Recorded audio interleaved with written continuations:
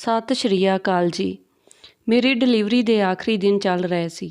ਮੈਂ ਜਾਣ-ਬੁੱਝ ਕੇ ਪੇਟ ਦਰਦ ਦਾ ਬਹਾਨਾ ਕਰਕੇ ਕੋਈ ਕੰਮ ਨਾ ਕਰਦੀ। ਸਾਰਾ ਦਿਨ ਬਿਸਤਰ 'ਤੇ ਪਈ ਰਹਿੰਦੀ ਤੇ ਆਪਣੀ ਸੱਸ ਤੋਂ ਸੇਵਾ ਕਰਵਾਉਂਦੀ। ਇੱਕ ਦਿਨ ਮੇਰੀ ਭਾਬੀ ਸਾਡੇ ਘਰ ਆਈ ਤੇ ਕਹਿਣ ਲੱਗੀ, ਆਪਾਂ ਬਾਜ਼ਾਰ ਚੱਲਦੀਆਂ। ਅਸੀਂ ਦੋਨੋਂ ਬਾਜ਼ਾਰ ਜਾ ਰਹੀਆਂ ਸੀ ਕਿ ਸਾਡਾ ਛੋਟਾ ਜਿਹਾ ਐਕਸੀਡੈਂਟ ਹੋ ਗਿਆ। ਮੈਂ ਬੇਹੋਸ਼ ਹੋ ਕੇ ਡਿੱਗ ਗਈ। ਜਦੋਂ ਮੈਨੂੰ ਹੋਸ਼ ਆਇਆ ਤਾਂ ਮੈਂ ਹਸਪਤਾਲ ਵਿੱਚ ਸੀ। ਜਦੋਂ ਮੈਨੂੰ ਹੋਸ਼ ਆਇਆ ਤਾਂ ਸਾਹਮਣੇ ਵਾਲੇ ਬੈੱਡ 'ਤੇ ਮੇਰੀ ਨਜ਼ਰ ਗਈ ਤਾਂ ਬੈੱਡ 'ਤੇ ਲੇਟੀ ਹੋਈ ਉਸ ਔਰਤ ਨੂੰ ਵੇਖ ਕੇ ਮੇਰੀ ਰੂਹ ਕੰਬ ਗਈ, ਕਿਉਂਕਿ ਉੱਥੇ ਕੋਈ ਹੋਰ ਨਹੀਂ ਸਗੋਂ ਮੇਰਾ ਨਾਮ ਮੀਨਾ ਹੈ। ਮੈਂ ਇੱਕ ਸਧਾਰਨ ਘਰ ਵਿੱਚ ਪੈਦਾ ਹੋਈ ਸੀ, ਪਰ ਵਿਆਹ ਇੱਕ ਵਧੀਆ ਖਾਨਦਾਨ ਵਿੱਚ ਹੋਇਆ ਸੀ। ਮੇਰੀਆਂ ਸਹੇਲੀਆਂ ਤਾਂ ਜਲਨ ਦੇ ਮਾਰੇ ਲਾਲ ਪੀਲੀਆਂ ਹੋ ਰਹੀਆਂ ਸਨ। ਮੈਂ ਖੁਦ ਨੂੰ ਖੁਸ਼ਕਿਸਮਤ ਸਮਝ ਰਹੀ ਸੀ ਕਿਉਂਕਿ ਮੇਰਾ ਘਰ ਵਾਲਾ ਵੀ ਕਿਸੇ ਐਕਟਰ ਤੋਂ ਘੱਟ ਖੂਬਸੂਰਤ ਨਹੀਂ ਸੀ। ਭੁੱਖੇ ਰਹਿ ਕੇ ਵੀ ਮੈਂ ਦਿਨ ਗੁਜ਼ਾਰੇ ਸਨ। ਖੈਰ, ਉਹ ਸਮਾਂ ਵੀ ਆ ਗਿਆ ਜਦੋਂ ਮੈਂ ਆਪਣੀ ਕੁਟੀਆ ਵਰਗੇ ਘਰ ਤੋਂ ਨਿਕਲ ਕੇ ਮਹਿਲਾਂ ਦੀ ਰਾਣੀ ਬਣ ਗਈ। ਵਿਆਹ ਤੋਂ ਬਾਅਦ ਮੇਰੇ ਪਤੀ ਨੇ ਮੇਰਾ ਪੂਰਾ ਸਾਥ ਦਿੱਤਾ। ਮੈਂ ਬਹੁਤ ਖੁਸ਼ ਸੀ, ਪਰ ਕਹਿੰਦੇ ਹਨ ਕਿ ਹਰ ਫੁੱਲ ਦੇ ਨਾਲ ਕੰਡੇ ਵੀ ਹੁੰਦੇ ਹਨ। ਠੀਕ ਇਸੇ ਤਰ੍ਹਾਂ ਹਰ ਖੁਸ਼ੀ ਦੇ ਪਿੱਛੇ ਕੁਝ ਦਰਦ ਵੀ ਲੁਕਿਆ ਹੁੰਦਾ ਹੈ। ਇਸ ਗੱਲ ਦਾ ਅਹਿਸਾਸ ਮੈਨੂੰ ਆਪਣੇ ਵਿਆਹ ਤੋਂ ਅਗਲੇ ਦਿਨ ਹੀ ਹੋ ਗਿਆ। ਮੈਂ ਆਪਣੇ ਪੇਕੇ ਘਰ ਦੇਰ ਤੱਕ ਸੁੱਤੀ ਰਹਿੰਦੀ। ਮੇਰਾ ਸਹੁਰਾ ਘਰ ਕਾਫੀ ਮਾਡਰਨ ਸੀ। ਮੈਨੂੰ ਲੱਗਿਆ ਕਿ ਮੈਨੂੰ ਇੱਥੇ ਕਿਸੇ ਤਰ੍ਹਾਂ ਦੀ ਕੋਈ ਪਾਬੰਦੀ ਨਹੀਂ ਲੱਗੇਗੀ। ਮੇਰੇ ਸਹੁਰੇ ਘਰ ਵਿੱਚ ਹੈ ਹੀ ਕੌਣ ਸੀ? ਇੱਕ ਪਤੀ, ਇੱਕ ਸੱਸ ਅਤੇ ਇੱਕ ਨਣਦ। ਇਸ ਲਈ ਮੈਂ ਘੋੜੇ ਵੇਚ ਕੇ ਸੌਂ ਰਹੀ ਸੀ। ਅਚਾਨਕ ਕਿਸੇ ਨੇ ਸਾਡੇ ਕਮਰੇ ਦਾ ਦਰਵਾਜ਼ਾ ਜ਼ੋਰ-ਜ਼ੋਰ ਦੀ ਖੜਕਾਇਆ, ਜਿਵੇਂ ਭੁਚਾਲ ਆਇਆ ਹੋਵੇ। ਮੇਰੇ ਪਤੀ ਵਿਜੇ ਵੀ ਘਬਰਾ ਕੇ ਉੱਠ ਗਏ। ਮੈਂ ਵੀ ਅੱਖਾਂ ਮਲਦੀ ਹੋਈ ਬੈੱਡ 'ਤੇ ਬੈਠ ਗਈ। ਵਿਜੇ ਨੇ ਉੱਠ ਕੇ ਦਰਵਾਜ਼ਾ ਖੋਲ੍ਹਿਆ ਤਾਂ ਸਾਹਮਣੇ ਮੇਰੀ ਨਣਦ ਨਿੰਦਰ ਖੜੀ ਸੀ। ਉਹ ਆਪਣੇ ਭਰਾ ਦੇ ਪਿੱਛੇ ਮੇਰੇ ਕੋਲ ਆ ਗਈ ਤੇ ਆਵਾਜ਼ ਦੇ ਕੇ ਕਹਿਣ ਲੱਗੀ, ਭਾਬੀ ਤੂੰ ਹੁਣ ਤੱਕ ਸੌਂ ਰਹੀ ਆਂ? ਜਲਦੀ ਨਾਲ ਉੱਠੋ, ਮੈਂ ਤੁਹਾਡੇ ਹੱਥ ਦਾ ਬਣਿਆ ਹੋਇਆ ਨਾਸ਼ਤਾ ਕਰਨਾ ਆ। ਅਚਾਨਕ ਹੋਏ ਇਸ ਹਮਲੇ ਤੋਂ ਮੈਂ ਘਬਰਾ ਗਈ। ਨਿੰਦਰ ਦੇ ਪਿੱਛੇ ਹੀ ਮੇਰੀ ਸੱਸ ਵੀ ਆ ਗਈ। ਉਹ ਨਿੰਦਰ ਨੂੰ ਝਿੜਕ ਰਹੀ ਸੀ। ਨਿੰਦਰ, ਇਹ ਕੀ ਬਚਪਨਾ ਹੈ ਬੇਟਾ, ਹਾਲੇ ਤਾਂ ਬਹੂ ਨੇ ਮਿੱਠਾ ਵੀ ਨਹੀਂ ਬਣਾਇਆ। ਨਿੰਦਰ ਕਹਿਣ ਲੱਗੀ, ਭਾਬੀ ਪਹਿਲਾਂ ਮਿੱਠਾ ਬਣਾਵੇਂਗੀ ਤੇ ਫਿਰ ਮੇਰੇ ਲਈ ਨਾਸ਼ਤਾ। ਫਿਰ ਉਹ ਮੈਨੂੰ ਕਹਿਣ ਲੱਗੀ, ਭਾਬੀ ਤੁਸੀਂ 15 ਮਿੰਟ ਵਿੱਚ ਉੱਠ ਕੇ ਫਰੈਸ਼ ਹੋ ਕੇ ਰਸੋਈ ਵਿੱਚ ਆ ਜਾਓ। ਮੈਨੂੰ ਬਹੁਤ ਜ਼ੋਰ ਦੀ ਭੁੱਖ ਲੱਗੀ ਆ। ਸੱਸ ਅਤੇ ਨਨਾਣ ਦੇ ਜਾਣ ਤੋਂ ਬਾਅਦ ਮੈਂ ਆਪਣੇ ਪਤੀ ਵੱਲ ਮਦਦ ਭਰੀਆਂ ਨਜ਼ਰਾਂ ਨਾਲ ਵੇਖਿਆ ਤਾਂ ਉਹ ਆਪਣੀ ਭੈਣ ਦੀ ਇਸ ਹਰਕਤ 'ਤੇ ਮੁਸਕਰਾ ਰਹੇ ਸੀ, ਪਰ ਮੈਨੂੰ ਬਹੁਤ ਗੁੱਸਾ ਆ ਰਿਹਾ ਸੀ। ਇਸ ਲਈ ਮੈਂ ਕਿਹਾ ਕਿ ਵਿਜੇ, ਮੈਨੂੰ ਨਿੰਦਰ ਦੀਆਂ ਹਰਕਤਾਂ ਬਿਲਕੁਲ ਵੀ ਚੰਗੀਆਂ ਨਹੀਂ ਲੱਗੀਆਂ। ਤੁਸੀਂ ਉਸ ਨੂੰ ਸਮਝਾਇਓ। ਮੈਂ ਇਸ ਘਰ ਦੀ ਬਹੂ ਹਾਂ, ਨੌਕਰਾਣੀ ਨਹੀਂ। ਮੇਰੀ ਇਸ ਗੱਲ 'ਤੇ ਵਿਜੇ ਹੈਰਾਨ ਹੋ ਕੇ ਕਹਿਣ ਲੱਗੇ, ਮੀਨਾ, ਅੱਜ ਤਾਂ ਤੂੰ ਇਹ ਗੱਲ ਕਹਿ ਦਿੱਤੀ, ਪਰ ਅੱਗੇ ਤੋਂ ਮੈਂ ਤੇਰੇ ਮੂੰਹ ਵਿੱਚੋਂ ਅਜਿਹੀ ਕੋਈ ਗੱਲ ਨਹੀਂ ਸੁਣਨਾ ਚਾਹੁੰਦਾ। ਨਿੰਦਰ ਮੈਨੂੰ ਮੇਰੇ ਬੱਚਿਆਂ ਵਰਗੀ ਆ। ਪਿਤਾ ਜੀ ਦੀ ਮੌਤ ਤੋਂ ਬਾਅਦ ਮੈਂ ਉਸ ਨੂੰ ਬਾਪ ਬਣ ਕੇ ਪਾਲਿਆ ਆ। ਜੇ ਅੱਜ ਤੋਂ ਬਾਅਦ ਨਿੰਦਰ ਦੀ ਕੋਈ ਵੀ ਗੱਲ ਮੰਨਣ ਤੋਂ ਇਨਕਾਰ ਕਰ ਦਿੱਤਾ ਤਾਂ ਮੈਂ ਤੈਨੂੰ ਤੇਰੇ ਪੇਕੇ ਛੱਡ ਆਵਾਂਗਾ, ਸਮਝੀ? ਵਿਜੇ ਦੀਆਂ ਗੱਲਾਂ ਸੁਣ ਕੇ ਮੇਰੀਆਂ ਅੱਖਾਂ ਭਿੱਜ ਗਈਆਂ। ਭਲਾ ਨਵੀਂ ਨਵੇਲੀ ਦੁਲਹਨ ਦੇ ਨਾਲ ਇਸ ਤਰ੍ਹਾਂ ਕੌਣ ਪੇਸ਼ ਆਉਂਦਾ ਆ? ਮੈਂ ਤਰੋ ਤਾਜ਼ਾ ਹੋ ਕੇ ਕਿਚਨ ਵਿੱਚ ਚਲੀ ਗਈ। ਉੱਥੇ ਨਿੰਦਰ ਦੀਆਂ ਫਰਮਾਇਸ਼ਾਂ ਦੀ ਲੰਮੀ ਲਿਸਟ ਤਿਆਰ ਸੀ। ਮੈਂ ਉਸ ਦੀ ਮਰਜ਼ੀ ਦੇ ਅਨੁਸਾਰ ਸਭ ਕੁਝ ਬਣਾ ਦਿੱਤਾ। ਨਿੰਦਰ ਮੇਰੇ ਤੋਂ ਸਿਰਫ 1 ਸਾਲ ਹੀ ਛੋਟੀ ਸੀ। ਉਹ ਐਨੀ ਵੀ ਬੱਚੀ ਨਹੀਂ ਸੀ ਕਿ ਉਸ ਨੂੰ ਪਤਾ ਹੀ ਨਾ ਹੋਵੇ ਕਿ ਨਵੀਂ ਨਵੇਲੀ ਦੁਲਹਨ ਦੇ ਨਾਲ ਕਿਸ ਤਰ੍ਹਾਂ ਵਰਤਾਅ ਕੀਤਾ ਜਾਂਦਾ ਆ। ਉਸ ਦੇ ਮਨ ਵਿੱਚ ਕਿੰਨੇ ਸੁਪਨੇ ਸਜੇ ਹੁੰਦੇ ਨੇ। ਖੈਰ, ਫਿਰ ਤਾਂ ਮੈਨੂੰ ਹਰ ਚੀਜ਼ ਦੀ ਆਦਤ ਜਿਹੀ ਹੋ ਗਈ। ਮੈਨੂੰ ਸਮਝ ਆ ਗਿਆ ਕਿ ਇਸ ਘਰ ਵਿੱਚ ਨਿੰਦਰ ਦਾ ਹੀ ਸਿੱਕਾ ਚੱਲਦਾ ਆ। ਮੈਂ ਵੀ ਵਿਜੇ ਦੀ ਖਾਤਰ ਨਿੰਦਰ ਨਾਲ ਪਿਆਰ ਮੁਹੱਬਤ ਨਾਲ ਪੇਸ਼ ਆਉਂਦੀ। ਸਾਡੇ ਵਿਆਹ ਨੂੰ 6 ਮਹੀਨੇ ਹੋ ਗਏ ਸੀ, ਪਰ ਹਾਲੇ ਤੱਕ ਸਾਨੂੰ ਪਰਮਾਤਮਾ ਨੇ ਔਲਾਦ ਨਹੀਂ ਦਿੱਤੀ ਸੀ। ਔਲਾਦ ਦੀ ਖਾਤਰ ਪਰਮਾਤਮਾ ਅੱਗੇ ਅਰਦਾਸ ਕਰਦੀ, ਕਿਉਂਕਿ ਮੈਨੂੰ ਪੂਰਾ ਯਕੀਨ ਸੀ ਕਿ ਬੱਚਾ ਹੋਣ 'ਤੇ ਨਿੰਦਰ ਦਾ ਲਾਡ ਪਿਆਰ ਵੀ ਘੱਟ ਹੋ ਜਾਵੇਗਾ। ਪਰ ਡਾਕਟਰ ਨੇ ਕਿਹਾ ਕਿ ਟੈਨਸ਼ਨ ਤੋਂ ਦੂਰ ਰਹੇਂਗੀ ਤਾਂ ਮਾਂ ਵੀ ਜਲਦੀ ਬਣ ਜਾਵੇਗੀ। ਇਸ ਲਈ ਮੈਂ ਹਨੀਮੂਨ 'ਤੇ ਜਾਣਾ ਚਾਹੁੰਦੀ ਸੀ, ਪਰ ਵਿਜੇ ਕੋਲ ਟਾਈਮ ਹੀ ਨਹੀਂ ਸੀ। ਮੈਂ ਉਸ ਦੇ ਪਿੱਛੇ ਪਈ ਰਹਿੰਦੀ, ਪਰ ਉਹ ਮੁਸਕਰਾ ਕੇ ਟਾਲ ਦਿੰਦੇ। ਆਖਰ ਉਹ ਮੰਨ ਹੀ ਗਏ ਤੇ ਮੈਂ ਬਹੁਤ ਖੁਸ਼ ਹੋਈ। ਮੈਂ ਸਾਰਾ ਦਿਨ ਤਿਆਰੀਆਂ ਕਰਦੀ ਰਹੀ। ਰਾਤ ਦੇ ਖਾਣੇ ਦੇ ਸਮੇਂ ਉਹਨਾਂ ਨੇ ਮੇਰੀ ਸੱਸ ਨੂੰ ਦੱਸਿਆ ਕਿ ਅਸੀਂ 3 ਹਫ਼ਤਿਆਂ ਦੇ ਲਈ ਹਨੀਮੂਨ 'ਤੇ ਜਾ ਰਹੇ ਹਾਂ। ਇਹ ਸੁਣ ਕੇ ਨਿੰਦਰ ਉਛਲ ਪਈ ਤੇ ਕਹਿਣ ਲੱਗੀ, ਮੈਂ ਵੀ ਜਾਣਾ। ਮੇਰੀਆਂ ਸਾਰੀਆਂ ਸਹੇਲੀਆਂ ਵੀ ਘੁੰਮਣ ਗਈਆਂ ਸੀ। ਮੈਨੂੰ ਵੀ ਆਪਣੇ ਨਾਲ ਲੈ ਚੱਲੋ। ਮੇਰੀ ਸੱਸ ਨੇ ਨਿੰਦਰ ਨੂੰ ਅੱਖਾਂ ਦਿਖਾਈਆਂ ਜਦ ਕਿ ਮੇਰੇ ਪਤੀ ਮੁਸਕਰਾ ਰਹੇ ਸੀ। ਉਹ ਬੋਲੇ, ਜ਼ਰੂਰ ਚੱਲਾਂਗੇ ਗੁੜੀਆ। ਹੁਣ ਮੇਰਾ ਸਬਰ ਟੁੱਟ ਗਿਆ ਸੀ। ਆਖਿਰ ਮੈਂ ਬੋਲ ਹੀ ਪਈ, ਨਿੰਦਰ, ਆਪਣੀਆਂ ਸਹੇਲੀਆਂ ਤੋਂ ਪੁੱਛਣਾ ਸੀ ਕਿ ਉਹ ਵੀ ਆਪਣੇ ਭਰਾ ਤੇ ਭਾਬੀ ਦਾ ਹਨੀਮੂਨ ਖਰਾਬ ਕਰਨ ਗਈਆਂ ਸੀ ਜਾਂ ਫੈਮਿਲੀ ਟੂਰ 'ਤੇ। ਨਿੰਦਰ ਮੇਰੀ ਗੱਲ ਸੁਣ ਕੇ ਰੋਣ ਲੱਗੀ, ਜਦ ਕਿ ਮੈਂ ਡਾਈਨਿੰਗ ਟੇਬਲ ਤੋਂ ਉੱਠ ਕੇ ਕਮਰੇ ਵਿੱਚ ਆ ਗਈ। ਮੈਨੂੰ ਵਿਜੇ ਤੋਂ ਵੀ ਬਹੁਤ ਡਰ ਲੱਗ ਰਿਹਾ ਸੀ ਕਿ ਉਹ ਹੁਣ ਮੇਰੇ ਉੱਪਰ ਚੀਕੇਗਾ, ਪਰ ਅਜਿਹਾ ਕੁਝ ਨਹੀਂ ਹੋਇਆ। ਮੈਂ ਕਮਰੇ ਵਿੱਚ ਆਈ ਤੇ ਚੁੱਪਚਾਪ ਸੌਣ ਲਈ ਲੇਟ ਗਈ। ਜਦੋਂ ਸਵੇਰ ਹੋਈ ਤਾਂ ਉਹਨਾਂ ਨੇ ਮੇਰਾ ਪੈਕ ਕੀਤਾ ਹੋਇਆ ਸਮਾਨ ਗੱਡੀ ਵਿੱਚ ਰੱਖਿਆ ਤੇ ਮੈਨੂੰ ਚੱਲਣ ਲਈ ਕਿਹਾ। ਮੇਰੀ ਖੁਸ਼ੀ ਦਾ ਕੋਈ ਟਿਕਾਣਾ ਹੀ ਨਹੀਂ ਰਿਹਾ। ਮੈਨੂੰ ਲੱਗਿਆ ਸੀ ਕਿ ਮੈਂ ਜਿੱਤ ਗਈ, ਹੁਣ ਨਿੰਦਰ ਮੇਰੀਆਂ ਖੁਸ਼ੀਆਂ ਦੇ ਵਿੱਚ ਕਦੇ ਨਹੀਂ ਆਵੇਗੀ। ਪਰ ਇਹ ਕੀ ਹੋਇਆ? ਵਿਜੇ ਨੇ ਮੇਰੇ ਪੇਕਿਆਂ ਦੇ ਗੇਟ ਅੱਗੇ ਗੱਡੀ ਰੋਕ ਕੇ ਕਿਹਾ, ਇੱਥੇ ਉਤਰ ਜਾ, ਤੇਰਾ ਸਟਾਪ ਆ ਗਿਆ। ਮੈਂ ਅਣਜਾਣ ਬਣ ਕੇ ਉਸਦੇ ਵੱਲ ਵੇਖਣ ਲੱਗੀ ਤਾਂ ਉਹ ਬੋਲੇ, ਮਾਂ ਤੇ ਨਿੰਦਰ ਘੁੰਮਣ ਜਾ ਰਹੀਆਂ, ਤੈਨੂੰ ਇਕੱਲੇ ਘਰ ਛੱਡਣਾ ਠੀਕ ਨਹੀਂ ਆ, ਇਸ ਲਈ ਇੱਥੇ ਛੱਡ ਕੇ ਜਾ ਰਿਹਾ ਹਾਂ। ਜਦੋਂ ਤੱਕ ਤੇਰੀ ਅਕਲ ਟਿਕਾਣੇ ਨਹੀਂ ਆ ਜਾਂਦੀ ਤੂੰ ਇੱਥੇ ਹੀ ਰਹੇਂਗੀ। ਉਹ ਸ਼ਬਦ ਨਹੀਂ ਸੀ, ਤੀਰ ਸਨ, ਜਿਨ੍ਹਾਂ ਨੇ ਮੇਰਾ ਸਰੀਰ ਛੰਨਣੀ ਕਰ ਦਿੱਤਾ ਸੀ। ਮੈਂ ਬੇਵੱਸ ਹੋ ਕੇ ਆਪਣੇ ਘਰ ਪਹੁੰਚ ਗਈ। 3 ਦਿਨ ਹੀ ਸ਼ਾਂਤੀ ਨਾਲ ਲੰਘੇ ਸੀ ਕਿ ਭਾਬੀ ਨੇ ਮੈਨੂੰ ਤਾਨੇ ਮਾਰਨੇ ਸ਼ੁਰੂ ਕਰ ਦਿੱਤੇ। ਉਹ ਮੇਰੀ ਮਾਂ ਨੂੰ ਮੇਰੀ ਪਰਵਰਿਸ਼ ਦੇ ਤਾਨੇ ਮਾਰਨ ਲੱਗ ਗਈ। ਉਹ ਕਹਿੰਦੀ ਕਿ ਬੇਟੀ ਨੂੰ ਕਿਸ ਤਰ੍ਹਾਂ ਦੀ ਪਰਵਰਿਸ਼ ਦਿੱਤੀ ਹੈ ਕਿ 6 ਮਹੀਨੇ ਵੀ ਸਹੁਰੇ ਨਹੀਂ ਟਿਕ ਸਕੀ। ਕੁਝ ਹੀ ਦਿਨ ਲੰਘੇ ਸੀ ਕਿ ਮੇਰੇ ਭਰਾ ਨੇ ਵੀ ਕਹਿ ਦਿੱਤਾ ਕਿ ਮੀਨਾ, ਹੁਣ ਤੂੰ ਮਹਿਮਾਨ ਤਾਂ ਨਹੀਂ ਰਹੀ, ਮਹਿਮਾਨ ਤਾਂ 2 ਦਿਨ ਹੁੰਦਾ ਆ, ਇਸ ਲਈ ਤੂੰ ਕੰਮ ਵਿੱਚ ਆਪਣੀ ਭਾਬੀ ਦੀ ਮਦਦ ਕਰ ਦਿਆ ਕਰ। ਮੈਨੂੰ ਉਹਨਾਂ ਸਾਰਿਆਂ ਦਾ ਵਰਤਾਅ ਬਹੁਤ ਦੁੱਖ ਦੇ ਰਿਹਾ ਸੀ। 2 ਵਕਤ ਦੀ ਰੋਟੀ ਦੇ ਲਈ ਮੈਨੂੰ ਮਜ਼ਦੂਰੀ ਕਰਨੀ ਪੈ ਰਹੀ ਸੀ। ਆਂਢੀ ਗੁਆਂਢੀ ਵੀ ਮੈਨੂੰ 100 ਗੱਲਾਂ ਸੁਣਾ ਰਹੇ ਸਨ। ਉਹਨਾਂ ਦੀਆਂ ਗੱਲਾਂ ਤੋਂ ਤੰਗ ਆ ਕੇ ਮੈਂ 1.5 ਮਹੀਨੇ ਬਾਅਦ ਆਪਣਾ ਸਮਾਨ ਚੁੱਕ ਕੇ ਸਹੁਰੇ ਘਰ ਚਲੀ ਗਈ। ਮੇਰੀ ਸੱਸ ਨੇ ਮੇਰਾ ਸਵਾਗਤ ਕੀਤਾ, ਜਦ ਕਿ ਨਿੰਦਰ ਮੈਨੂੰ ਵੇਖ ਕੇ ਪਰੇਸ਼ਾਨ ਹੋ ਗਈ ਤੇ ਬੋਲੀ, ਭਾਬੀ ਤੁਸੀਂ ਤਾਂ ਬਿਨਾਂ ਵਜ੍ਹਾ ਆਉਣ ਦੀ ਤਕਲੀਫ ਕੀਤੀ, ਮੈਂ ਤਾਂ ਵੀਰ ਲਈ ਨਵੀਂ ਭਾਬੀ ਲੱਭ ਰਹੀ ਸੀ। ਇਹ ਗੱਲਾਂ ਸੁਣ ਕੇ ਮੈਂ ਡਰ ਗਈ, ਕਿਉਂਕਿ ਹੋਣਾ ਤਾਂ ਉਹੀ ਸੀ ਜੋ ਨਿੰਦਰ ਚਾਹੁੰਦੀ ਸੀ, ਪਰ ਮੇਰੀ ਸੱਸ ਨੇ ਨਿੰਦਰ ਨੂੰ ਡਾਂਟ ਕੇ ਚੁੱਪ ਕਰਾ ਦਿੱਤਾ। ਜਦੋਂ ਵਿਜੇ ਆਫਿਸ ਤੋਂ ਵਾਪਸ ਆਏ ਤਾਂ ਮੈਨੂੰ ਦੇਖ ਕੇ ਬਿਲਕੁਲ ਵੀ ਖੁਸ਼ ਨਹੀਂ ਹੋਏ। ਮੇਰੀ ਇੱਜ਼ਤ 2 ਕੌੜੀ ਦੀ ਵੀ ਨਹੀਂ ਰਹਿ ਗਈ ਸੀ। ਪਰ ਮੈਂ ਆਪਣੇ ਪੇਕਿਆਂ ਤੋਂ ਜ਼ਿੰਦਗੀ ਦਾ ਸਬਕ ਸਿੱਖ ਕੇ ਆਈ ਸੀ ਕਿ ਵਿਆਹ ਤੋਂ ਬਾਅਦ ਔਰਤ ਦੀ ਇੱਜ਼ਤ ਉਸਦੇ ਸਹੁਰਿਆਂ ਕਰਕੇ ਹੀ ਹੁੰਦੀ ਹੈ।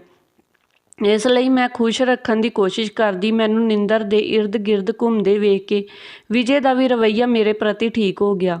ਮੈਂ ਔਲਾਦ ਦੇ ਲਈ ਦੁਆ ਕਰਦੀ ਥੱਕਦੀ ਨਹੀਂ ਸੀ। ਵਿਜੇ ਨੂੰ ਵੀ ਬੱਚੇ ਦੀ ਇੱਛਾ ਸੀ, ਪਰ ਰੱਬ ਵੱਲੋਂ ਹੀ ਦੇਰ ਸੀ। ਇੱਧਰ ਨਿੰਦਰ ਮੈਨੂੰ ਤਕਲੀਫ ਦੇਣ ਦੀ ਹਰ ਸੰਭਵ ਕੋਸ਼ਿਸ਼ ਕਰਦੀ, ਪਰ ਮੈਂ ਵੇਖਿਆ ਸੀ ਕਿ ਅੱਜਕੱਲ੍ਹ ਉਸ ਦਾ ਮੂਡ ਕੁਝ ਅਲੱਗ ਹੀ ਸੀ। ਉਹ ਹਰ ਵਕਤ ਖਿਝੀ ਰਹਿੰਦੀ, 2-2 ਘੰਟੇ ਘਰ ਤੋਂ ਗਾਇਬ ਰਹਿੰਦੀ। ਮੈਂ ਵੀ ਉਸ ਦਾ ਰਾਜ਼ ਜਾਣਨ ਦੀ ਠਾਣ ਲਈ। ਉਸ ਦੇ ਲਈ ਮੈਨੂੰ ਬੜੀ ਮਿਹਨਤ ਕਰਨੀ ਪਈ, ਪਰ ਆਖਰਕਾਰ ਸੱਚ ਕਦੋਂ ਤੱਕ ਲੁਕ ਸਕਦਾ ਸੀ। ਨਿੰਦਰ ਦਾ ਕਿਸੇ ਨਾਲ ਚੱਕਰ ਚੱਲਦਾ ਸੀ। ਸਾਡੇ ਏਰੀਏ ਦਾ ਹੀ ਲੜਕਾ ਸੀ, ਠੀਕ-ਠਾਕ ਕੱਦ, ਗਹਿਰਾ ਕਾਲਾ ਰੰਗ ਤੇ ਕੱਪੜਿਆਂ ਤੋਂ ਵੀ ਉਹ ਗਰੀਬੀ ਦੀ ਚੱਕੀ ਵਿੱਚ ਪੀਸਿਆ ਹੋਇਆ ਨੌਜਵਾਨ ਲੱਗ ਰਿਹਾ ਸੀ। ਉਸ ਵਿੱਚ ਕੋਈ ਵੀ ਖੂਬੀ ਨਹੀਂ ਸੀ ਜਿਸ ਦੀ ਬਦੌਲਤ ਉਸ ਨਾਲ ਮੁਹੱਬਤ ਕੀਤੀ ਜਾਂਦੀ, ਪਰ ਪਤਾ ਨਹੀਂ ਨਿੰਦਰ ਦੀਆਂ ਅੱਖਾਂ 'ਤੇ ਕੀ ਪੱਟੀ ਬੰਨੀ ਹੋਈ ਸੀ। ਮੈਂ ਸਾਰੇ ਮਾਮਲੇ ਦਾ ਬਹੁਤ ਮਜ਼ੇ ਨਾਲ ਲੁਤਫ ਉਠਾ ਰਹੀ ਸੀ। ਹਰ ਸ਼ਾਮ ਉਹ ਨਿੰਦਰ ਦੇ ਹੱਥ ਵਿੱਚ ਇੱਕ ਲਿਫਾਫਾ ਦੇ ਜਾਂਦਾ। ਉਸ ਦੇ ਬਾਅਦ ਨਿੰਦਰ ਕਈ ਘੰਟਿਆਂ ਤੱਕ ਆਪਣੇ ਕਮਰੇ ਵਿੱਚ ਹੀ ਰਹਿੰਦੀ। ਹੁਣ ਮੈਂ ਆਪਣੇ ਪਤੀ ਨੂੰ ਉਸ ਦੀ ਪਿਆਰੀ ਭੈਣ ਦਾ ਅਸਲੀ ਰੂਪ ਦਿਖਾਉਣ ਦਾ ਫੈਸਲਾ ਕੀਤਾ। ਇਸ ਲਈ ਜਦੋਂ ਵੀ ਮੈਂ ਵਿਜੇ ਇੱਕ ਦੂਸਰੇ ਕੋਲ ਬੈਠਦੇ ਤਾਂ ਮੈਂ ਉਸ ਨੂੰ ਇਹੀ ਕਹਿੰਦੀ ਕਿ ਨਿੰਦਰ ਲਈ ਕਿਤੇ ਚੰਗਾ ਰਿਸ਼ਤਾ ਲੱਭ ਲਿਓ। ਜਵਾਨੀ ਬੜੀ ਬੇਲਗਾਮ ਹੁੰਦੀ ਆ, ਅੱਜ ਕੱਲ੍ਹ ਜ਼ਮਾਨਾ ਵੀ ਮਾੜਾ। ਵਿਜੇ ਮੇਰੀ ਗੱਲ ਤੋਂ ਚਿੜ ਜਾਂਦਾ ਤੇ ਕਹਿੰਦਾ ਕਿ ਜ਼ਮਾਨਾ ਭਾਵੇਂ ਕਿਹੋ ਜਿਹਾ ਵੀ ਹੋਵੇ, ਮੇਰੀ ਭੈਣ ਨੂੰ ਇਸ ਜ਼ਮਾਨੇ ਦੀ ਹਵਾ ਨਹੀਂ ਲੱਗਣੀ। ਮੈਨੂੰ ਆਪਣੇ ਪਤੀ 'ਤੇ ਹਾਸਾ ਆਉਂਦਾ, ਕਿਉਂਕਿ ਉਸ ਨੂੰ ਆਪਣੀ ਭੈਣ 'ਤੇ ਬਹੁਤ ਜ਼ਿਆਦਾ ਭਰੋਸਾ ਸੀ। ਮੈਂ ਪੂਰੀ ਤਰ੍ਹਾਂ ਨਿੰਦਰ ਦੀ ਜਸੂਸੀ ਕਰ ਰਹੀ ਸੀ। ਇੱਕ ਦਿਨ ਮੈਂ ਨਿੰਦਰ ਨੂੰ ਘਰ ਤੋਂ ਬੜਾ ਤਿਆਰ ਹੋ ਕੇ ਬਾਹਰ ਨਿਕਲਦੇ ਹੋਏ ਵੇਖਿਆ। ਮੈਂ ਉਸ ਦਾ ਪਿੱਛਾ ਕਰਨ ਦਾ ਫੈਸਲਾ ਕੀਤਾ। ਮੈਂ ਉਸ ਤੋਂ ਦੂਰੀ ਬਣਾ ਕੇ ਉਸ ਦੇ ਪਿੱਛੇ ਜਾ ਰਹੀ ਸੀ। ਉਹ ਘਰ ਤੋਂ ਇਹ ਕਹਿ ਕੇ ਨਿਕਲੀ ਕਿ ਉਹ ਆਪਣੀ ਸਹੇਲੀ ਦੇ ਘਰ ਜਾ ਰਹੀ ਆ। ਸਾਡੀ ਗਲੀ ਤੋਂ ਮੁੜ ਕੇ ਬਾਹਰ ਨਿਕਲਦੇ ਹੀ ਉਹ ਇੱਕ ਸ਼ਾਨਦਾਰ ਗੱਡੀ ਵਿੱਚ ਜਾ ਕੇ ਬਹਿ ਗਈ। ਮੈਂ ਥੋੜ੍ਹਾ ਜਿਹਾ ਅੱਗੇ ਵੱਧ ਕੇ ਵੇਖਿਆ ਤਾਂ ਉਸ ਵਿੱਚ ਇੱਕ ਬੜਾ ਸੁੰਦਰ ਲੜਕਾ ਬੈਠਾ ਸੀ। ਉਹ ਸ਼ਕਲ ਤੋਂ ਤਾਂ ਕਿਸੇ ਵੱਡੇ ਖਾਨਦਾਨ ਦਾ ਲੱਗ ਰਿਹਾ ਸੀ। ਫਿਰ ਮੈਂ ਘਰ ਵਾਪਸ ਆ ਗਈ। ਮੈਨੂੰ ਬੜੀ ਜਲਨ ਹੋ ਰਹੀ ਸੀ ਕਿ ਆਖਿਰ ਨਿੰਦਰ ਨਾਲ ਐਡੀ ਵੱਡੀ ਅਸਾਮੀ ਕਿਵੇਂ ਲੱਗੀ। ਮੈਂ ਇਸ ਗੱਲ ਦੀ ਤਹਿ ਤੱਕ ਪਹੁੰਚਣਾ ਚਾਹੁੰਦੀ ਸੀ। ਫਿਰ ਜਦ ਮੈਨੂੰ ਇਸ ਰਾਜ ਬਾਰੇ ਪਤਾ ਚੱਲਿਆ ਤਾਂ ਮੈਂ ਬਹੁਤ ਹੈਰਾਨ ਜਿਹੀ ਹੋ ਗਈ। ਗੱਲ ਇਹ ਸੀ ਕਿ ਉਸ ਅਮੀਰਜ਼ਾਦੇ ਤੇ ਨਿੰਦਰ ਦੀ ਮੁਹੱਬਤ ਬੜੇ ਜ਼ੋਰਾਂ ਸ਼ੋਰਾਂ 'ਤੇ ਚੱਲ ਰਹੀ ਸੀ। ਉਹ ਕਾਲਾ ਜਿਹਾ ਮੁੰਡਾ ਤਾਂ ਬਸ ਉਸ ਅਮੀਰਜ਼ਾਦੇ ਦੇ ਖੱਤ ਦੇਣ ਆਉਂਦਾ ਸੀ। ਇਸ ਤਰ੍ਹਾਂ ਕਿਵੇਂ ਹੋ ਸਕਦਾ ਸੀ ਕਿ ਉਹ ਇਸ ਘਰ ਵਿੱਚ ਵੀ ਐਸ਼ੋ ਆਰਾਮ ਦੀ ਜ਼ਿੰਦਗੀ ਗੁਜ਼ਾਰਨ ਦੇ ਬਾਅਦ ਵੀ ਅਗਲੇ ਘਰ ਵਿੱਚ ਵੀ ਖੁਸ਼ਹਾਲ ਜ਼ਿੰਦਗੀ ਗੁਜ਼ਾਰੇ। ਇਸ ਤਰ੍ਹਾਂ ਤਾਂ ਉਸ ਨੂੰ ਕਦੇ ਸਜ਼ਾ ਨਹੀਂ ਮਿਲਣੀ ਸੀ ਜੋ ਉਸਨੇ ਮੇਰੇ ਨਾਲ ਕੀਤਾ। ਇਸ ਲਈ ਮੈਂ ਇੱਕ ਖਤਰਨਾਕ ਪਲਾਨ ਬਣਾ ਲਿਆ। ਇਸ ਪਲਾਨ ਦੇ ਅੱਗੇ ਜਾਂ ਤਾਂ ਮੇਰੇ ਲਈ ਖੁਸ਼ਹਾਲ ਜ਼ਿੰਦਗੀ ਸੀ ਜਾਂ ਫਿਰ ਨਰਕ। ਪਰ ਮੈਂ ਬਿਨਾਂ ਸੋਚੇ ਸਮਝੇ ਇਹ ਸਭ ਕੀਤਾ। ਮੈਂ ਸਪਸ਼ਟ ਸ਼ਬਦਾਂ ਵਿੱਚ ਵਿਜੇ ਨੂੰ ਕਹਿ ਦਿੱਤਾ ਕਿ ਮੈਂ ਨਿੰਦਰ ਨੂੰ ਆਪਣੀਆਂ ਅੱਖਾਂ ਨਾਲ ਕਿਸੇ ਮੁੰਡੇ ਦੇ ਨਾਲ ਜਾਂਦੇ ਹੋਏ ਵੇਖਿਆ। ਮੇਰੀ ਗੱਲ ਸੁਣ ਕੇ ਮੇਰੇ ਪਤੀ ਨੇ ਬਹੁਤ ਵੱਡਾ ਹੰਗਾਮਾ ਕੀਤਾ। ਮੈਨੂੰ ਬਹੁਤ ਕੁਝ ਬੁਰਾ ਭਲਾ ਕਿਹਾ, ਪਰ ਮੈਂ ਹਾਰ ਨਹੀਂ ਮੰਨੀ। ਮੈਂ ਹਰ ਰੋਜ਼ ਥੋੜ੍ਹਾ ਥੋੜ੍ਹਾ ਜ਼ਹਿਰ ਵਿਜੇ ਦੇ ਕੰਨਾਂ ਵਿੱਚ ਪਾਉਂਦੀ ਰਹੀ। ਇੱਕ ਦਿਨ ਉਹ ਲੜਕਾ ਨਿੰਦਰ ਨੂੰ ਉਸ ਕਾਲੇ ਲੜਕੇ ਦੇ ਘਰ ਮਿਲਣ ਆਇਆ। ਨਿੰਦਰ ਜਲਦੀ ਨਾਲ ਤਿਆਰ ਹੋ ਕੇ ਉਸ ਲੜਕੇ ਦੇ ਘਰ ਮਿਲਣ ਲਈ ਚਲੀ ਗਈ ਤੇ ਮੈਂ ਵੀ ਆਪਣੇ ਪਤੀ ਨੂੰ ਘਰ ਬੁਲਾ ਲਿਆ ਤੇ ਉਸ ਨੂੰ ਕਿਹਾ ਕਿ ਤੁਸੀਂ ਗੇਟ ਦੇ ਪਿੱਛੇ ਲੁਕ ਕੇ ਖੜ ਜਾਓ ਤੇ ਸਾਡੀਆਂ ਗੱਲਾਂ ਸੁਣਿਓ। ਫਿਰ ਤੁਹਾਨੂੰ ਸਭ ਸੱਚ ਪਤਾ ਲੱਗ ਜਾਵੇਗਾ। ਮੇਰੇ ਪਤੀ ਦਾ ਗੁੱਸਾ 7ਵੇਂ ਅਸਮਾਨ 'ਤੇ ਸੀ। ਉਹ ਮੇਰੇ ਪਿੱਛੇ ਚਲੇ ਆਏ। ਨਿੰਦਰ ਜਿਵੇਂ ਹੀ ਘਰ ਦੇ ਅੰਦਰ ਦਾਖਲ ਹੋਈ ਤਾਂ ਮੈਂ ਉਸ ਨੂੰ ਗੁੱਸਾ ਦਿਵਾਉਣ ਲਈ ਕਿਹਾ ਕਿ ਨਿੰਦਰ, ਮੈਂ ਤੈਨੂੰ ਵੇਖ ਲਿਆ ਹੈ ਕਿ ਤੂੰ ਕਿੱਥੋਂ ਆਈ ਆਂ। ਤੈਨੂੰ ਜਰਾ ਵੀ ਸ਼ਰਮ ਨਹੀਂ ਆਈ? ਤੂੰ ਤਾਂ ਆਪਣੇ ਭਰਾ ਦੇ ਚਿਹਰੇ ਉੱਤੇ ਕਾਲਖ ਮਲ ਦਿੱਤੀ ਆ। ਉਹ ਹਮੇਸ਼ਾ ਦੀ ਤਰ੍ਹਾਂ ਮੇਰੇ ਉੱਤੇ ਰੋਅਬ ਝਾੜਦੇ ਹੋਏ ਬੋਲੀ, ਹਾਂ, ਮਿਲ ਕੇ ਆਈ ਹਾਂ ਉਸ ਲੜਕੇ ਨੂੰ। ਮੇਰਾ ਤੇ ਉਸ ਦਾ ਚੱਕਰ ਚੱਲ ਰਿਹਾ ਆ। ਮੈਂ ਉਸ ਲੜਕੇ ਨੂੰ ਰੋਜ਼ ਮਿਲਣ ਜਾਂਦੀ ਹਾਂ। ਉਹ ਵੀ ਸਭ ਦੀਆਂ ਅੱਖਾਂ ਵਿੱਚ ਘੱਟਾ ਪਾ ਕੇ। ਸਮਝ ਗਈ? ਹੁਣ ਖੁਸ਼? ਪਰ ਇਹ ਸਭ ਜਾਣ ਕੇ ਵੀ ਤੈਨੂੰ ਕੋਈ ਫਾਇਦਾ ਨਹੀਂ ਹੋਣ ਵਾਲਾ, ਕਿਉਂਕਿ ਤੇਰੀਆਂ ਗੱਲਾਂ 'ਤੇ ਕੋਈ ਯਕੀਨ ਨਹੀਂ ਕਰੇਗਾ। ਜੇ ਤੂੰ ਭਰਾ ਨੂੰ ਦੱਸੇਂਗੀ ਤਾਂ ਉਹ ਤੈਨੂੰ ਤਲਾਕ ਦੇ ਕੇ ਘਰੋਂ ਕੱਢ ਦੇਵੇਗਾ। ਪਰ ਉਹ ਮੇਰੇ 'ਤੇ ਕਦੇ ਸ਼ੱਕ ਨਹੀਂ ਕਰੇਗਾ, ਕਿਉਂਕਿ ਉਹ ਮੇਰੇ 'ਤੇ ਅੱਖਾਂ ਬੰਦ ਕਰਕੇ ਵਿਸ਼ਵਾਸ ਕਰਦਾ ਆ। ਨਿੰਦਰ ਦੀਆਂ ਗੱਲਾਂ ਸੁਣ ਕੇ ਵਿਜੇ ਦਰਵਾਜ਼ੇ ਦੇ ਪਿੱਛੋਂ ਬਾਹਰ ਨਿਕਲ ਕੇ ਆ ਗਏ। ਉਹਨਾਂ ਨੇ ਥੱਪੜ ਮਾਰ ਕੇ ਨਿੰਦਰ ਦਾ ਚਿਹਰਾ ਲਾਲ ਕਰ ਦਿੱਤਾ। ਸੱਸ ਭੱਜ ਕੇ ਆਪਣੀ ਬੇਟੀ ਨੂੰ ਬਚਾਉਣ ਲਈ ਆਈ। ਵਿਜੇ ਬੋਲੇ, ਅੰਨਾ ਭਰੋਸਾ ਕਰਦਾ ਮੈਂ ਤੇਰੇ 'ਤੇ, ਪਰ ਅੰਨਾ ਨਹੀਂ ਆ। ਜੇ ਅੱਜ ਪਿਤਾ ਜੀ ਜਿੰਦਾ ਹੁੰਦੇ ਤਾਂ ਉਹ ਤੈਨੂੰ ਆਪਣੇ ਹੱਥਾਂ ਨਾਲ ਮਾਰ ਦਿੰਦੇ, ਪਰ ਮੈਂ ਤੇਰੀ ਜਾਨ ਬਖਸ਼ ਰਿਹਾ। ਫਿਰ ਤਾਂ ਸਭ ਕੁਝ ਇੱਕ ਚੁਟਕੀ ਵਿੱਚ ਹੋ ਗਿਆ। ਵਿਜੇ ਨੇ ਪੰਡਤ ਜੀ ਨੂੰ ਬੁਲਾ ਲਿਆ ਅਤੇ ਉਸ ਸਾਵਲੇ ਲੜਕੇ ਨੂੰ ਵੀ ਥੱਪੜ ਮਾਰ ਕੇ ਘਰ ਲੈ ਆਏ। ਉਸ ਸਾਵਲੇ ਲੜਕੇ ਨੇ ਵੀ ਸਾਡੇ ਘਰ ਆ ਕੇ ਉਹੀ ਸਭ ਕਿਹਾ ਜੋ ਮੈਂ ਉਸ ਨੂੰ ਕਹਿਣ ਲਈ ਕਿਹਾ ਸੀ। ਉਸ ਦਿਨ ਤੋਂ ਲਗਭਗ 3-4 ਦਿਨ ਪਹਿਲਾਂ ਮੈਂ ਉਸ ਸਾਵਲੇ ਲੜਕੇ ਦੇ ਘਰ ਗਈ ਸੀ। ਉਹ ਬਹੁਤ ਗਰੀਬ ਸੀ। ਉਸ ਨੂੰ ਆਪਣੀ ਮਾਂ ਦੇ ਇਲਾਜ ਲਈ 25,000 ਰੁਪਈਆ ਚਾਹੀਦਾ ਸੀ। ਮੈਂ ਉਸ ਦੀਆਂ ਗੱਲਾਂ ਦਾ ਫਾਇਦਾ ਉਠਾਉਂਦੇ ਹੋਏ ਉਸ ਨੂੰ 50,000 ਰੁਪਏ ਦੇ ਕੇ ਖਰੀਦ ਲਿਆ ਸੀ। ਇਸ ਲਈ ਉਸ ਨੇ ਉਹ ਸਭ ਕਹਿ ਦਿੱਤਾ ਜੋ ਉਸ ਦੇ ਮੂੰਹ ਤੋਂ ਕਹਾਉਣਾ ਚਾਹੁੰਦੀ ਸੀ ਮੈਂ। ਹੁਣ ਪੰਡਤ ਜੀ ਉਹਨਾਂ ਦੋਹਾਂ ਦਾ ਵਿਆਹ ਕਰਵਾ ਰਹੇ ਸਨ। ਮੈਂ ਇਹ ਸਭ ਬੜੀ ਖੁਸ਼ੀ ਨਾਲ ਵੇਖ ਰਹੀ ਸੀ। ਨਿੰਦਰ ਹੱਥ ਜੋੜ ਜੋੜ ਕੇ ਕਹਿ ਰਹੀ ਸੀ ਕਿ ਮੈਂ ਇਸ ਲੜਕੇ ਨਾਲ ਪਿਆਰ ਨਹੀਂ ਕਰਦੀ, ਮੈਂ ਦੂਜੇ ਲੜਕੇ ਨਾਲ ਪਿਆਰ ਕਰਦੀ ਹਾਂ। ਵਿਜੇ ਨੂੰ ਉਸ ਦੀਆਂ ਗੱਲਾਂ 'ਤੇ ਹੋਰ ਵੀ ਗੁੱਸਾ ਆ ਰਿਹਾ ਸੀ ਕਿ ਉਸ ਦੀ ਭੈਣ ਕਿੰਨੇ ਲੜਕਿਆਂ ਨੂੰ ਜਾਣਦੀ ਆ। ਉਧਰ ਮੇਰੀ ਸੱਸ ਨੇ ਰੋ ਰੋ ਕੇ ਆਪਣਾ ਬੁਰਾ ਹਾਲ ਕੀਤਾ ਸੀ। ਚਲੋ, ਮੇਰੇ ਮਨ ਦੀ ਇੱਛਾ ਤਾਂ ਪੂਰੀ ਹੋ ਗਈ ਤੇ ਨਿੰਦਰ ਦਾ ਬੁਰਾ ਸਾਇਆ ਮੇਰੀ ਜ਼ਿੰਦਗੀ ਤੋਂ ਹਮੇਸ਼ਾ ਹਮੇਸ਼ਾ ਦੇ ਲਈ ਹਟ ਗਿਆ, ਕਿਉਂਕਿ ਉਸ ਨੇ ਮੇਰੇ ਨਾਲ ਬਹੁਤ ਬੁਰਾ ਕੀਤਾ ਸੀ ਤੇ ਹੁਣ ਉਸ ਦੇ ਨਾਲ ਬੁਰਾ ਹੋ ਰਿਹਾ ਸੀ। ਉਹ ਉਸ ਗਰੀਬ ਲੜਕੇ ਦੇ ਘਰ ਵਿਆਹ ਕੇ ਚਲੀ ਗਈ। ਉਹ ਲੋਕਾਂ ਦੇ ਘਰ ਝਾੜੂ ਪੋਚਾ ਕਰਕੇ ਆਪਣਾ ਢਿੱਡ ਭਰਦੀ। ਇਸ ਘਟਨਾ ਤੋਂ ਬਾਅਦ ਮੇਰੀ ਸੱਸ ਪੂਰੀ ਤਰ੍ਹਾਂ ਟੁੱਟ ਗਈ ਸੀ ਤੇ ਹੁਣ ਘਰ ਦੀ ਸ਼ੇਰਨੀ ਮੈਂ ਬਣ ਗਈ ਸੀ। ਹੁਣ ਮੈਂ ਆਪਣੀ ਸੱਸ ਤੋਂ ਹੀ ਸਾਰਾ ਘਰ ਦਾ ਕੰਮ ਕਰਵਾਉਣ ਲੱਗ ਪਈ। ਇਹਨਾਂ ਦਿਨਾਂ ਵਿੱਚ ਹੀ ਰੱਬ ਨੇ ਮੈਨੂੰ ਔਲਾਦ ਦੀ ਪਹਿਲੀ ਖੁਸ਼ੀ ਦਿੱਤੀ। ਮੈਂ ਮਾਂ ਬਣਨ ਵਾਲੀ ਸੀ ਤਾਂ ਵਿਜੇ ਦੇ ਦਿਲ ਵਿੱਚੋਂ ਵੀ ਭੈਣ ਦਾ ਗਮ ਨਿਕਲ ਗਿਆ ਸੀ। ਹੁਣ ਘਰ ਵਿੱਚ ਮੇਰਾ ਹੁਕਮ ਚੱਲਦਾ ਸੀ ਤੇ ਹਰ ਗੱਲ ਮੇਰੇ ਮੁਤਾਬਕ ਹੁੰਦੀ। ਨਿੰਦਰ ਨੇ ਬਿਨਾਂ ਵਜ੍ਹਾ ਮੇਰਾ ਕੀਮਤੀ ਸਮਾਂ, ਮੇਰੀਆਂ ਖੁਸ਼ੀਆਂ ਬਰਬਾਦ ਕਰ ਦਿੱਤੀਆਂ। ਵੇਖਦੇ ਹੀ ਵੇਖਦੇ ਮੇਰੇ 8 ਮਹੀਨੇ ਪੂਰੇ ਹੋ ਗਏ। ਹੁਣ ਇਹ ਮੇਰੇ ਆਰਾਮ ਕਰਨ ਦੇ ਦਿਨ ਸੀ, ਪਰ ਮੇਰੀ ਸੱਸ ਨੇ ਹੁਣ ਅਜੀਬ ਨਾਟਕ ਸ਼ੁਰੂ ਕਰ ਦਿੱਤਾ ਸੀ। ਕਦੇ ਉਸ ਨੂੰ ਚੱਕਰ ਆਉਣ ਲੱਗਦੇ ਤੇ ਕਦੇ ਉਸ ਨੂੰ ਉਲਟੀ ਆਉਣ ਨੂੰ ਕਰਦੀ। ਉਹ ਸਾਰਾ ਦਿਨ ਪਰੇਸ਼ਾਨ ਰਹਿਣ ਲੱਗੀ। ਹੁਣ ਤਾਂ ਉਸ ਦਾ ਬੇਟਾ ਵੀ ਉਸ ਦੀ ਸੇਵਾ ਵਿੱਚ ਲੱਗਿਆ ਰਹਿੰਦਾ। ਮੇਰੀ ਵੀ ਹਾਲਤ ਅਜਿਹੀ ਹੋ ਗਈ ਸੀ ਕਿ ਮੈਂ ਵੀ ਘਰ ਦਾ ਕੋਈ ਕੰਮ ਨਹੀਂ ਕਰ ਪਾ ਰਹੀ ਸੀ। ਮੇਰੀ ਸੱਸ ਸਾਰਾ ਦਿਨ ਬੈੱਡ 'ਤੇ ਆਰਾਮ ਕਰਦੀ ਰਹਿੰਦੀ। ਮੈਂ ਸੋਚਦੀ ਕਿ ਉਹ ਤਾਂ ਨਾਟਕ ਕਰ ਰਹੀ ਆ, ਪਰ ਜਦੋਂ ਮੈਂ ਉਸ ਨੂੰ ਡਿਲੀਵਰੀ ਵਾਰਡ ਵਿੱਚ ਵੇਖਿਆ ਤਾਂ ਮੈਨੂੰ ਸੱਚਾਈ ਦਾ ਪਤਾ ਚੱਲ ਗਿਆ। ਬੇਟੀ ਤਾਂ ਬੇਟੀ, ਮਾਂ ਵੀ ਕਿਸੇ ਤੋਂ ਘੱਟ ਨਾ ਨਿਕਲੀ। ਹੁਣ ਉਸ ਨੇ ਵੀ ਮੇਰੀਆਂ ਤੇ ਵਿਜੇ ਦੀਆਂ ਅੱਖਾਂ ਵਿੱਚ ਘੱਟਾ ਪਾ ਦਿੱਤਾ। ਹੋਇਆ ਇਹ ਸੀ ਕਿ ਇੱਕ ਦਿਨ ਮੇਰੀ ਭਾਬੀ ਸਾਡੇ ਘਰ ਆਈ ਤੇ ਕਹਿਣ ਲੱਗੀ ਆਪਾਂ ਬਾਜ਼ਾਰ ਚੱਲਦੀਆਂ। ਅਸੀਂ ਦੋਨੋਂ ਬਾਜ਼ਾਰ ਜਾ ਰਹੀਆਂ ਸੀ ਕਿ ਸਾਡਾ ਛੋਟਾ ਜਿਹਾ ਐਕਸੀਡੈਂਟ ਹੋ ਗਿਆ। ਮੈਂ ਬੇਹੋਸ਼ ਹੋ ਕੇ ਡਿੱਗ ਗਈ। ਜਦੋਂ ਮੈਨੂੰ ਹੋਸ਼ ਆਇਆ ਤਾਂ ਮੈਂ ਹਸਪਤਾਲ ਵਿੱਚ ਸੀ। ਮੈਨੂੰ ਕੁਝ ਪਤਾ ਨਹੀਂ ਚੱਲਿਆ ਕਿ ਕਦੋਂ ਮੈਂ ਹਸਪਤਾਲ ਪਹੁੰਚ ਗਈ ਤੇ ਕਦੋਂ ਮੇਰਾ ਇਲਾਜ ਸ਼ੁਰੂ ਹੋਇਆ। ਕਈ ਘੰਟਿਆਂ ਦੀ ਬੇਹੋਸ਼ੀ ਤੋਂ ਬਾਅਦ ਜਦੋਂ ਮੈਨੂੰ ਹੋਸ਼ ਆਇਆ ਤਾਂ ਮੈਨੂੰ ਬੜਾ ਹਲਕਾ ਹਲਕਾ ਜਿਹਾ ਮਹਿਸੂਸ ਹੋ ਰਿਹਾ ਸੀ, ਜਿਵੇਂ ਮੇਰੇ ਸਰੀਰ ਦਾ 21 ਸਾਲ ਅੱਗ ਹੋ ਗਿਆ ਹੋਵੇ। ਜਦ ਮੈਂ ਆਪਣੇ ਪੇਟ ਵੱਲ ਵੇਖਿਆ ਤਾਂ ਮੈਂ ਸਮਝ ਗਈ। ਮੈਂ ਖੁਸ਼ੀ ਨਾਲ ਆਪਣੀ ਭਾਬੀ ਨੂੰ ਆਵਾਜ਼ ਮਾਰੀ ਤੇ ਉਸ ਨੂੰ ਪੁੱਛਿਆ ਕਿ ਮੇਰਾ ਬੱਚਾ ਕਿੱਥੇ ਹੈ। ਮੇਰੀਆਂ ਗੱਲਾਂ ਸੁਣ ਕੇ ਮੇਰੀ ਭਾਬੀ ਰੋਣ ਲੱਗ ਪਈ। ਉਸ ਦਾ ਰੋਣਾ ਸੁਣ ਕੇ ਮੈਂ ਘਬਰਾ ਗਈ। ਮੈਂ ਚੀਕ ਕੇ ਨਰਸਾਂ ਤੋਂ ਆਪਣੇ ਬੱਚੇ ਦੇ ਬਾਰੇ ਪੁੱਛਣ ਲੱਗੀ ਤਾਂ ਮੈਨੂੰ ਇੱਕ ਡਾਕਟਰ ਨੇ ਆ ਕੇ ਦੱਸਿਆ ਕਿ ਰੱਬ ਨੇ ਤੁਹਾਨੂੰ ਬੇਟਾ ਦਿੱਤਾ ਸੀ, ਪਰ ਅਸੀਂ ਉਸ ਨੂੰ ਬਚਾ ਨਾ ਸਕੇ। ਹੁਣ ਤਾਂ ਤੁਸੀਂ ਸ਼ਾਇਦ ਕਦੇ ਵੀ ਮਾਂ ਨਾ ਬਣ ਸਕੋ। ਮੈਂ ਉੱਚੀ ਉੱਚੀ ਰੋਣ ਲੱਗੀ। ਇਸ ਲਈ ਉਹਨਾਂ ਨੇ ਮੈਨੂੰ ਆਰਾਮ ਦਾ ਇੰਜੈਕਸ਼ਨ ਲਗਾ ਦਿੱਤਾ। ਫਿਰ ਜਦੋਂ ਮੈਨੂੰ ਹੋਸ਼ ਆਇਆ ਤਾਂ ਮੇਰੇ ਕੰਨਾਂ ਵਿੱਚ ਮੇਰੀ ਸੱਸ ਦੀ ਆਵਾਜ਼ ਪਈ। ਉਹ ਕਿਸੇ ਨੂੰ ਬੇਟਾ ਹੋਣ ਦੀ ਵਧਾਈ ਦੇ ਰਹੀ ਸੀ। ਤਾਂ ਉਦੋਂ ਹੀ ਮੈਨੂੰ ਨਿੰਦਰ ਦੀ ਆਵਾਜ਼ ਸੁਣਾਈ ਦਿੱਤੀ। ਮੈਂ ਜਲਦੀ ਨਾਲ ਅੱਖਾਂ ਖੋਲ੍ਹੀਆਂ ਤੇ ਦੇਖਿਆ ਕਿ ਨਿੰਦਰ ਦਾ ਬੈੱਡ ਮੇਰੇ ਬੈੱਡ ਤੋਂ ਥੋੜ੍ਹੀ ਹੀ ਦੂਰੀ 'ਤੇ ਸੀ ਤੇ ਉਹ ਖੁਸ਼ੀ ਨਾਲ ਆਪਣੇ ਬੱਚੇ ਨੂੰ ਗੋਦ ਵਿੱਚ ਲਈ ਚੁੰਮ ਰਹੀ ਸੀ। ਮੇਰੀ ਸੱਸ ਉਹਨਾਂ ਦੋਨਾਂ ਨੂੰ ਵੇਖ ਕੇ ਖੁਸ਼ ਹੋ ਰਹੀ ਸੀ। ਮੈਂ ਆਪਣੀ ਸੱਸ ਨੂੰ ਵੇਖ ਕੇ ਸਮਝ ਗਈ ਕਿ ਉਹ ਸਾਡੇ ਦੋਨਾਂ ਤੋਂ ਚੋਰੀ ਆਪਣੀ ਬੇਟੀ ਨੂੰ ਮਿਲਦੀ ਸੀ। ਨਿੰਦਰ ਫਿਰ ਤੋਂ ਇੱਕ ਵਾਰ ਮੇਰੇ ਤੋਂ ਜਿੱਤ ਗਈ ਸੀ। ਉਸ ਨੇ ਇੱਕ ਬੇਟੇ ਨੂੰ ਜਨਮ ਦਿੱਤਾ ਸੀ ਤੇ ਮੈਂ ਆਪਣੇ ਬੱਚੇ ਨੂੰ ਖੋ ਦਿੱਤਾ ਸੀ। ਮੈਂ ਉੱਠ ਕੇ ਨਿੰਦਰ ਦੇ ਬੈੱਡ ਕੋਲ ਚਲੀ ਗਈ। ਮੈਂ ਰੋ ਰਹੀ ਸੀ। ਮੈਂ ਨਿੰਦਰ ਨੂੰ ਕਿਹਾ, ਨਿੰਦਰ, ਵਿਆਹ ਤੋਂ ਬਾਅਦ ਤੂੰ ਮੇਰੇ ਨਾਲ ਬਹੁਤ ਬੁਰਾ ਕੀਤਾ ਸੀ। ਤੂੰ ਮੇਰੇ ਨਾਲ ਕਿੰਨਾ ਦੁਰਵਿਵਹਾਰ ਕੀਤਾ, ਪਰ ਜਦੋਂ ਮੈਂ ਤੇਰੇ ਨਾਲ ਥੋੜ੍ਹਾ ਜਿਹਾ ਬੁਰਾ ਕੀਤਾ ਤਾਂ ਪਰਮਾਤਮਾ ਨੇ ਮੇਰੇ ਤੋਂ ਮੇਰੀ ਔਲਾਦ ਖੋ ਕੇ ਤੁਰੰਤ ਬਦਲਾ ਲੈ ਲਿਆ, ਜਦ ਕਿ ਤੂੰ ਤਾਂ ਅੱਜ ਵੀ ਖੁਸ਼ ਆਂ। ਮੇਰੀ ਗੱਲ ਸੁਣ ਕੇ ਉਹ ਗੁੰਮ-ਸੁੰਮ ਹੋ ਗਈ। ਫਿਰ ਉਹ ਕਹਿਣ ਲੱਗੀ ਕਿ ਭਾਬੀ, ਤੂੰ ਮੈਨੂੰ ਬਿਲਕੁਲ ਵੀ ਪਸੰਦ ਨਹੀਂ ਸੀ। ਮੈਂ ਚਾਹੁੰਦੀ ਸੀ ਕਿ ਤੂੰ ਮੇਰੇ ਭਰਾ ਤੋਂ ਦੂਰ ਰਹੇ।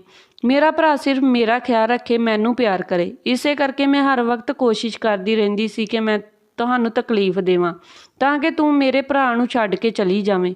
ਜੋ ਕੁਝ ਵੀ ਮੈਂ ਤੁਹਾਡੇ ਨਾਲ ਕੀਤਾ ਸੀ ਉਸ ਦੀ ਸਜ਼ਾ ਮੈਨੂੰ ਮਿਲ ਗਈ। ਉਹ ਲੜਕਾ ਮੇਰੇ 'ਤੇ ਹਮੇਸ਼ਾ ਸ਼ੱਕ ਕਰਦਾ ਰਹਿੰਦਾ ਸੀ ਕਿ ਮੈਂ ਕਿਤੇ ਉਸ ਅਮੀਰਜ਼ਾਦੇ ਨਾਲ ਭੱਜ ਨਾ ਜਾਵਾਂ ਜਿਸ ਨੂੰ ਮੈਂ ਪਿਆਰ ਕਰਦੀ ਸੀ।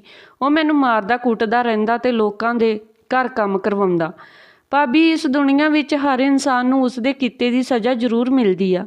ਮੈਂ ਜੋ ਤੁਹਾਡੇ ਨਾਲ ਕੀਤਾ ਸੀ ਉਸ ਦੀ ਸਜ਼ਾ ਮੈਨੂੰ ਮਿਲ ਗਈ, ਪਰ ਤੁਸੀਂ ਜੋ ਮੇਰੇ ਨਾਲ ਕੀਤਾ, ਮੇਰੇ ਤੋਂ ਮੇਰੇ ਪਰਿਵਾਰ ਦਾ ਪਿਆਰ ਵੀ ਖੋਹ ਲਿਆ ਤੇ ਮੇਰੀ ਮੁਹੱਬਤ ਨੂੰ ਵੀ ਮੇਰੇ ਤੋਂ ਦੂਰ ਕਰ ਦਿੱਤਾ ਤੇ ਪਰਮਾਤਮਾ ਨੇ ਤੁਹਾਡੇ ਤੋਂ ਤੁਹਾਡੀ ਮੁਹੱਬਤ ਅਤੇ ਔਲਾਦ ਖੋਹ ਲਈ। ਸਾਡਾ ਹਿਸਾਬ ਬਰਾਬਰ ਹੋ ਗਿਆ, ਪਰ ਮੇਰੀ ਮਾਂ ਇਸ ਵਿੱਚ ਕੋਈ ਕਸੂਰ ਨਹੀਂ ਆ। ਤੁਸੀਂ ਮੇਰੀ ਮਾਂ ਦਾ ਖਿਆਲ ਰੱਖਿਓ। ਮੇਰੀ ਮਾਂ ਦੇ ਗੁਰਦਿਆਂ ਵਿੱਚ ਖਰਾਬੀ ਆਈ ਆ, ਇਸ ਲਈ ਇਸ ਤੋਂ ਕੁਝ ਵੀ ਖਾਧਾ ਪੀਤਾ ਹਜਮ ਨਹੀਂ ਹੁੰਦਾ, ਜਿਸ ਨਾਲ ਕੋਈ ਹੋਰ ਵੱਡੀ ਬਿਮਾਰੀ ਹੋਣ ਦਾ ਵੀ ਖਤਰਾ ਆ। ਹੁਣ ਇੱਕ ਹੋਰ ਪਾਪ ਤੁਸੀਂ ਆਪਣੇ ਸਿਰ ਨਾ ਲੈ ਲਿਓ। ਰੱਬ ਦੇ ਵਾਸਤੇ ਤੁਸੀਂ ਇਹਨਾਂ ਉੱਤੇ ਤਰਸ ਖਾਓ। ਹੋ ਸਕਦਾ ਕਿ ਮੇਰੀ ਮਾਂ ਦੀਆਂ ਦੁਆਵਾਂ ਨਾਲ ਤੁਸੀਂ ਫਿਰ ਤੋਂ ਮਾਂ ਬਣ ਜਾਓ। ਨਿੰਦਰ ਦੀਆਂ ਗੱਲਾਂ ਸੁਣ ਕੇ ਮੈਨੂੰ ਸਮਝ ਲੱਗ ਗਈ ਕਿ ਮੈਂ ਕਿੱਥੇ ਗਲਤ ਸੀ। ਮੇਰੀ ਨਨਾਣ ਨੇ ਮੇਰੇ ਨਾਲ ਜੋ ਕੀਤਾ ਸੀ ਉਸ ਦਾ ਬਦਲਾ ਮੈਨੂੰ ਨਹੀਂ ਲੈਣਾ ਚਾਹੀਦਾ ਸੀ, ਸਗੋਂ ਸਭ ਕੁਝ ਰੱਬ 'ਤੇ ਛੱਡ ਦੇਣਾ ਚਾਹੀਦਾ ਸੀ। ਜੇ ਸਾਡੇ ਨਾਲ ਕੋਈ ਵੀ ਗਲਤ ਕਰਦਾ ਤਾਂ ਉਸ ਨੂੰ ਪਰਮਾਤਮਾ 'ਤੇ ਛੱਡ ਦੇਣਾ ਚਾਹੀਦਾ। ਫਿਰ ਪਰਮਾਤਮਾ ਆਪੇ ਉਸ ਨੂੰ ਸਜ਼ਾ ਦਿੰਦਾ ਆ, ਕਿਉਂਕਿ ਪਰਮਾਤਮਾ ਦੀ ਮਾਰੀ ਹੋਈ ਚਪੇੜ ਸਾਰੀ ਜ਼ਿੰਦਗੀ ਯਾਦ ਰਹਿੰਦੀ ਆ। ਇਸ ਲਈ ਉਸ ਦਿਨ ਤੋਂ ਬਾਅਦ ਮੈਂ ਹੁਣ ਆਪਣੀ ਸੱਸ ਦਾ ਪੂਰਾ ਖਿਆਲ ਰੱਖਦੀ। ਮੈਂ ਆਪਣੀ ਨਨਾਣ ਨੂੰ ਵੀ ਮਾफ़ ਕਰ ਦਿੱਤਾ ਸੀ ਤੇ ਵਿਜੇ ਨਾਲ ਗੱਲ ਕਰਕੇ ਉਸ ਨੂੰ ਵੀ ਸਮਝਾ ਦਿੱਤਾ ਸੀ। ਹੁਣ ਮੇਰੀ ਨਨਾਣ ਸਾਡੇ ਘਰ ਆਉਣ ਲੱਗ ਗਈ ਸੀ, ਜਿਸ ਨਾਲ ਮੇਰੀ ਸੱਸ ਵੀ ਹੁਣ ਖੁਸ਼ ਰਹਿਣ ਲੱਗੀ ਤੇ ਉਸ ਦੀ ਸਿਹਤ ਵਿੱਚ ਵੀ ਸੁਧਾਰ ਹੋਣ ਲੱਗਿਆ ਸੀ। 2 ਸਾਲ ਬਾਅਦ ਪਰਮਾਤਮਾ ਨੇ ਮੇਰੀ ਸੁਣ ਲਈ ਤੇ ਮੇਰੇ ਇੱਕ ਬੇਟੀ ਪੈਦਾ ਹੋਈ। ਹੁਣ ਅਸੀਂ ਸਾਰੇ ਖੁਸ਼ੀ ਰਹਿ ਰਹੇ ਸੀ। ਧੰਨਵਾਦ ਜੀ। ਇਹ ਸੀ ਅੱਜ ਦੀ ਆਪਣੀ ਕਹਾਣੀ। ਜੇਕਰ ਕਹਾਣੀ ਵਧੀਆ ਲੱਗੀ ਹੋਵੇ ਤਾਂ ਲਾਈਕ, ਕਮੈਂਟ, ਸ਼ੇਅਰ ਜ਼ਰੂਰ ਕਰਨਾ ਤੇ ਚੈਨਲ ਨੂੰ ਸਬਸਕ੍ਰਾਈਬ ਕਰਨਾ ਨਾ ਭੁੱਲਣਾ।